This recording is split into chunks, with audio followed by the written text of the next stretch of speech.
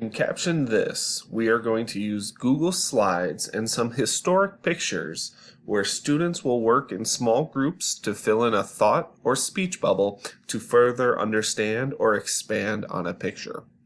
The students will go through the Google Slides presentation and caption each picture. Opening up the presentation reads Caption This. Fill in the speech bubble or thought bubble with what you think the picture is trying to tell us. We will present and reflect as groups afterwards. So this is a small group activity. So we will be looking for student collaboration. Now we are going through the Revolutionary War unit in our history class. So you will see that these pictures will all depict George Washington. So we will go back to the first photo, and it is of George Washington crossing the Delaware River.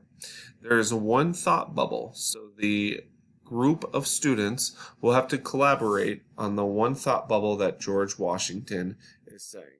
And it makes it super easy that you can click on the thought bubble and simply start typing.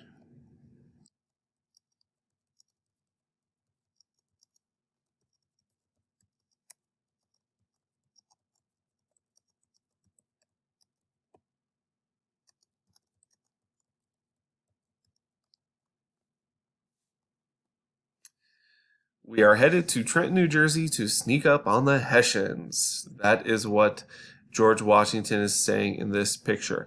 Actually, I hope that he is not screaming that during this whole thing because that was a sneak attack.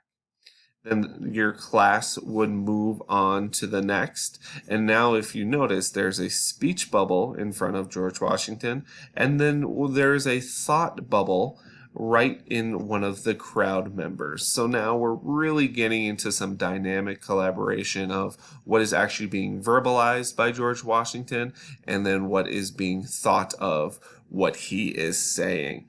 And then they can also fill out those as well. So that is Caption This. It brings really, for this Revolutionary War unit, it brings it to life. The students can have a little bit of fun with it while still learning.